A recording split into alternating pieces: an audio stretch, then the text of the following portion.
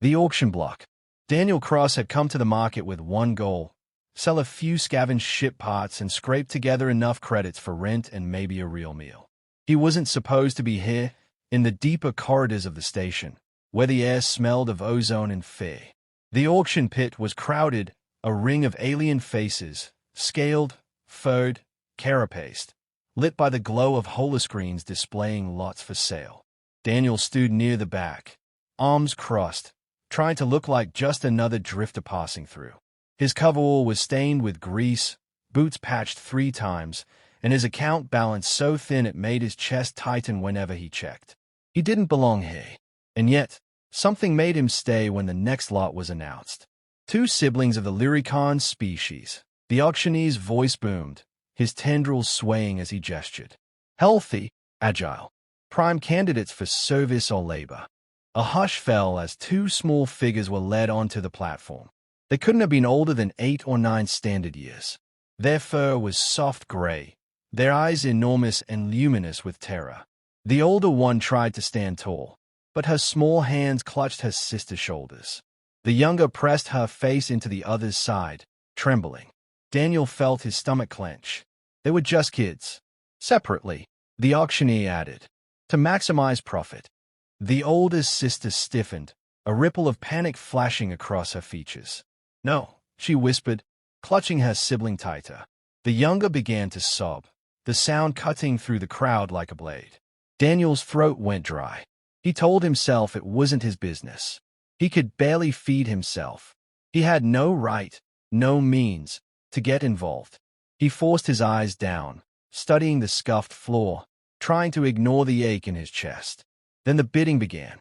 A heavy-set insectoid warlord, armor gleaming, mandibles clicking, lifted one clawed hand. 500 credits, he hissed. His reputation was well known. Cruel, capricious, with servants who rarely lasted long. The oldest sister's grip tightened. Please, don't take her from me, the younger cried, her voice breaking. Daniel's head snapped up. For a heartbeat, he wasn't in the market anymore. He was back on Earth, in the wreckage of the shuttle crash, calling out for his own little sister, hearing her voice fade, knowing he couldn't save her. Something inside him broke. 550, Daniel heard himself say. The crowd stirred. Heads turned toward the ragged human at the back, eyes wide with disbelief. The warlord swiveled, mandibles clicking in amusement. You? His voice was a sneer. You can't even afford to eat, human. Laughter rippled through the pit. Daniel's heart hammered, but he forced himself to stand straighter. 550, he repeated, his voice steady despite the fear crawling up his spine. The auctioneer blinked, then nodded. Bid accepted. 600, the warlord counted immediately, his tone sharp with annoyance. Daniel swallowed hard. He had almost nothing in his account, but numbers spilled from his mouth before reason could stop him. 620. The crowd gasped again. The insectoid's eyes narrowed, mandibles twitching in irritation. 700. 720. The words burned coming out, because he knew he was gutting his future, every coin he had left. His toolkit, his room, food, all gone the moment this bid went through. But the little sister's sobs had quieted. Both children were staring at him now, wide-eyed, as if they couldn't believe someone had spoken for them. The warlord leaned forward, towering. You will regret this, human. His voice dripped with venom. 750. Daniel's hands were trembling, fists clenched so tightly his nails dug into his palms. He thought of his sister again, the way he'd failed her, and the thought of walking away now was unbearable. 800, he said. The pit fell silent. The warlord hissed, but then his mandibles clacked shut. He leaned back, disdainful. Not worth it, he spat. Take your pets, human. Starve with them. The auctioneer slammed his hand down. Sold. Both sisters to the human bidder. The room erupted in murmurs, some mocking, some oddly respectful. Daniel barely heard them. His knees felt weak as he stepped forward. The oldest sister stared at him, still trembling, but when he reached out a hand, she took it, small fingers clutching with desperate strength. The younger one hid behind her, but her eyes shone with cautious hope. Daniel managed a thin smile. "You're together. That's what matters." For the first time that day, the pit no longer felt suffocating. But deep inside, Daniel knew he had just made himself a target. And he had nothing left to lose. The price of mercy. Daniel didn't remember walking back to his quarters. His hands shook the entire way.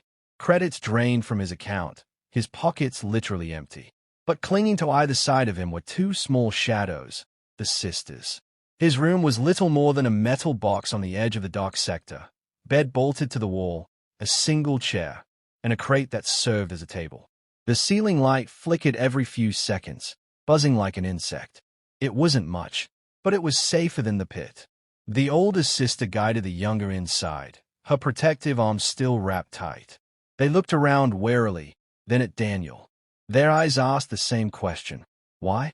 Daniel sat heavily on the bed, rubbing his face. His throat was raw, and he realized he hadn't spoken since the auctioneer's final gavel. At last he managed, "You're safe here. Both of you. Together." The younger one peeked out from behind her sister, wide-eyed. Her ears twitched nervously, but she whispered, "He was going to take her away from me." Daniel's chest tightened. He nodded. "Not anymore." For a long moment, silence hung in the air. Then the older one stepped forward, chin lifted despite the tremor in her hands. "Why did you spend so much? You don't even know us." Her voice carried suspicion, but also a fragile hope. Daniel leaned forward, elbows on his knees. He looked to the floor as he answered, because the truth still hurt. "Once, I had a sister too. I couldn't protect her. Not when it mattered. I wasn't going to watch that happen again." The girl blinked, her guarded expression cracking. She didn't say anything more, but she pulled her little sister close and settled them both on the chair, watching him with less fear. The next morning, reality hit. Daniel checked his account. Barely 3 credits remained. Not enough for a meal, let alone rent. His last toolkit, pawned for bidding chips, was gone. He had nothing but the clothes on his back and 2 mouths now depending on him. "All right," he muttered, forcing a smile at the sisters. "First priority is food. We'll figure the rest out later." He found work the only way he could, drifting through the docks, offering to fix things by hand. It was grueling, no tools, no parts, but desperation made him inventive. A grumpy freighter captain tossed him a few credits for repairing a coolant line with nothing but scrap wire and sealant paste. Another dock worker paid him in ration bars for patching a droid's joint. By the time he staggered back to the room, his arms ached, but he had 3 ration packs clutched to his chest. The sisters were waiting, silent and tense, as though afraid he wouldn't return. When he handed them the food, their faces lit up, and the younger nearly burst into tears again, this time from relief. Watching them eat, Daniel realized something terrifying. He had no plan. He'd acted on instinct, and now survival was a day-to-day gamble. Word of the auction spread quickly. In the marketplace, whispers followed him. That human, the one who outbid Lord Kazek. Some voices carried admiration, others mockery. To defy a warlord was unheard of. That evening, a shadow fell across Daniel's doorway. The insectoid noble himself loomed there, flanked by armored guards. His mandibles clicked in amusement as his eyes scanned the cramped room. "You thought you won," Kazek said softly, his voice like steel scraping stone. "But what you bought are burdens. Weak mouths to feed.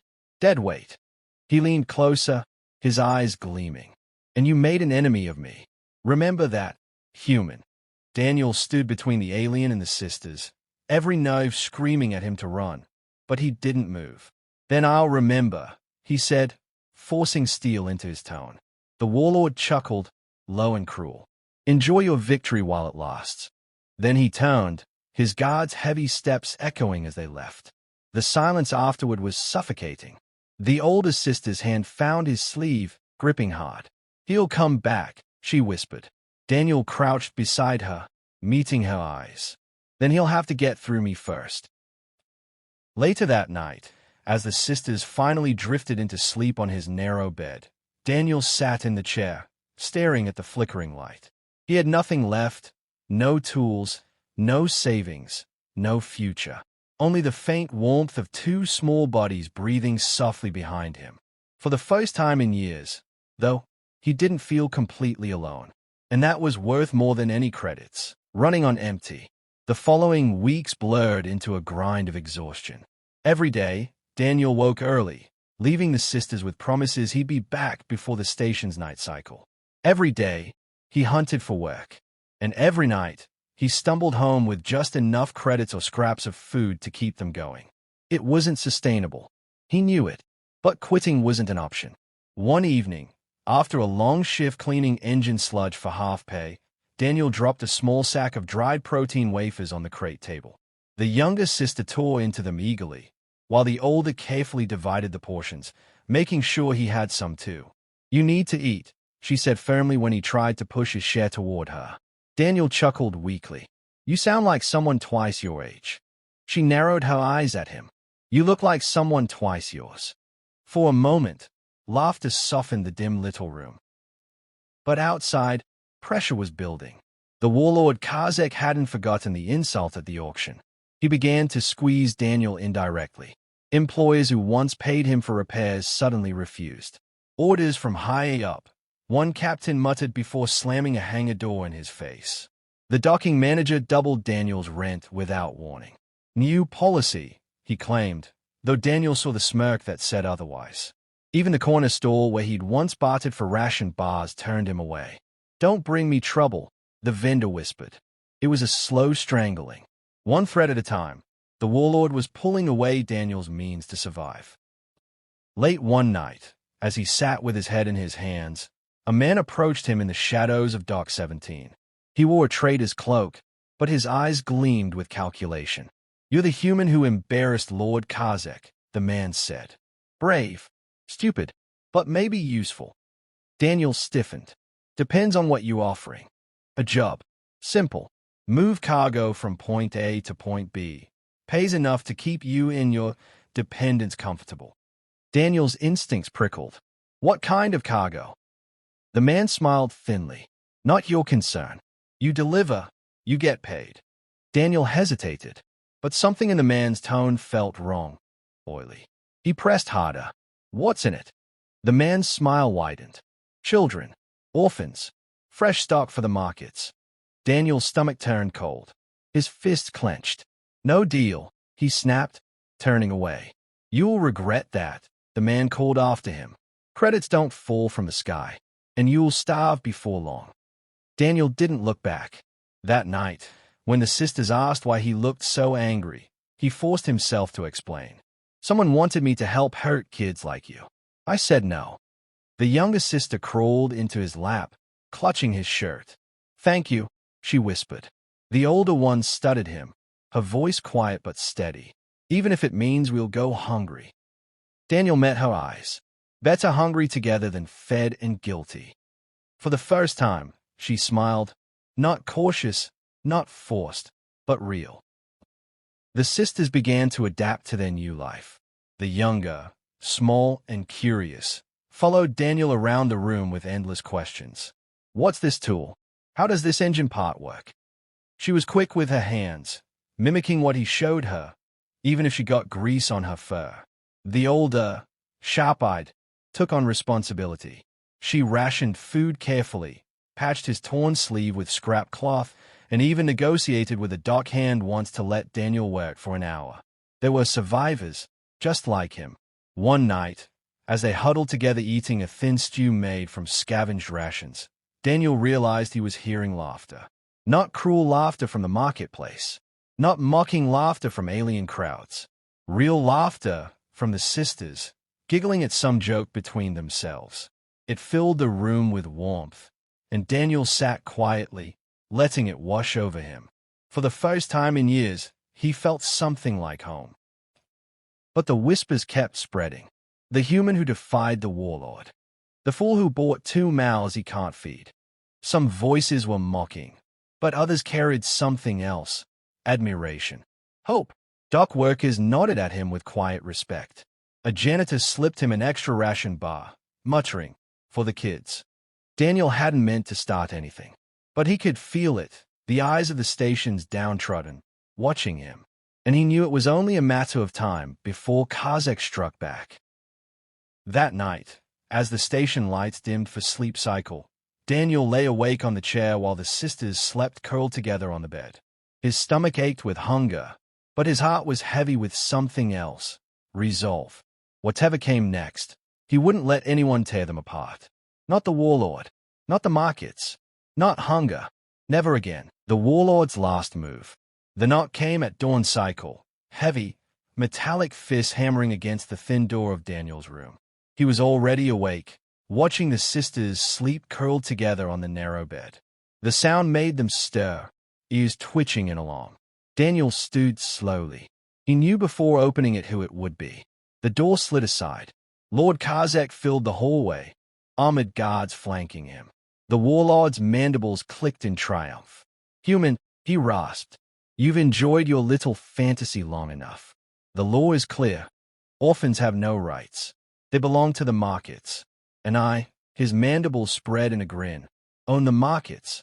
The oldest sister leapt from the bed, pulling the younger behind her. Daniel stepped into the doorway, blocking the guard's path. "They are with me," he said firmly. "You're not taking them." Togethr's eyes glittered. "You think your defiance means anything? I can crush you with a word." But the warlord hadn't come quietly. His voice carried into the corridor, drawing curious neighbors from their doors. Soon a dozen, then 24 onlookers crowded the passage. Dockhands, cleaners, vendors, the ones who had whispered about the human who'd outbid a lord. Daniel saw them, saw their eyes, waiting. He swallowed hard, heart pounding. "I don't care who you are," he said, raising his voice so all could hear. "No one should tear family apart. Not for credits, not for power, not for cruelty." A murmur rippled through the crowd. Togethr hissed, waving a claw. "Seize them." The guard stepped forward. The youngest sister whimpered, clutching her sibling's hand. Daniel's body screamed at him to move, to fight, to run. But instead he planted his feet. His voice rang out, loud and unshaking. "You'll have to go through me." The corridor fell silent. Daniel's fists were empty. He had no weapon, no armor, nothing but will. But his stance was unyielding. The oldest sister pressed against his back, small but steady. "We won't go," she said fiercely, her voice carrying like a spark in dry brush. Something shifted in the crowd. A dockhand stepped forward. "He's right. Enough of this." Another voice rose. Then another. "He saved them." He stood up to Togethr. "Why should children be sold at all?" Togethr spun, mandibles clacking in fury. "Silence. You dare question me." But the tide had turned. The crowd pressed closer, their voices rising into a chant, not loud, but resolute. "Together, together, together." The guards faltered, looking uncertain. They had numbers, yes, but not loyalty. Not against the anger of a swelling mob. Togedr's eyes narrowed. He could kill Daniel here, but the backlash would ignite the station against him. Even a warlord couldn't rule without fear, and fear only worked if it didn't boil into defiance. At last, he snapped his claws in disgust. "Pathetic," he spat. "Keep your pets, human. They will be your ruin." He turned sharply, his guards falling in behind him as he stormed down the corridor.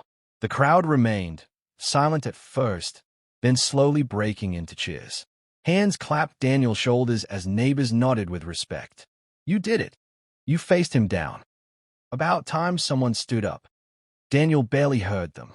He was still standing stiffly in the doorway, his pulse roaring in his ears. Only when the sisters wrapped their arms around him, one on each side, did the tension finally ease. He sank to his knees, holding them tight. That night, the three of them shared their thinnest meal yet, half a ration bar split 3 ways, but it didn't feel like loss. It felt like victory. The oldest sister studied him across the table. "Why did you really do it? You could have walked away, saved yourself." Daniel looked at her, at the younger one dozing against his arm, and felt the old ache of memory stay. His voice was quiet, but steady, because once, I wish someone had done the same for me. The girl's eyes softened. Slowly, She reached across the table and took his hand. Then we'll be your family too. For a long moment, Daniel couldn't speak. His throat was too tight. The flickering light hummed overhead, shadows swaying on the walls.